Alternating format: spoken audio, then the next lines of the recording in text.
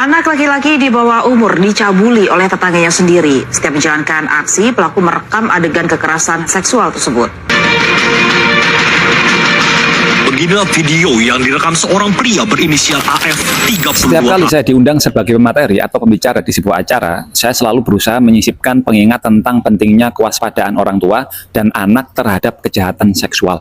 Meskipun pada saat itu tema utamanya bukan sedang membahas hal tersebut, itu saya lakukan sebagai bentuk tanggung jawab moral.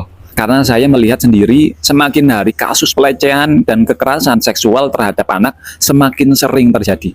Korbannya bukan hanya di jalanan, bukan hanya di tempat asing, tetapi juga di sekolah, lembaga pendidikan, tempat ibadah. Bahkan korbannya bukan hanya anak perempuan, tapi juga anak laki-laki. Itulah sebabnya saya selalu mengatakan kepada para orang tua, jangan hanya sibuk mengajarkan anak agar menjadi pintar. Ajarkan juga mereka cara melindungi dirinya.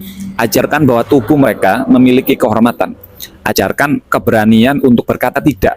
Ajarkan agar segera bercerita ketika ada seseorang yang membuatnya merasa tidak nyaman. Karena dalam banyak kasus yang membuat pelaku berhasil bukan semata-mata karena mereka kuat, tetapi karena anak tidak pernah dibekali ilmu untuk melindungi dirinya. Saya lebih memilih dianggap terlalu sering mengingatkan daripada harus melihat semakin banyak anak menjadi korban hanya karena orang dewasa menganggap pembahasan ini tabu. Sebab bagi saya, satu orang tua yang tersadarkan hari ini bisa menjadi sebab satu anak terselamatkan di kemudian hari.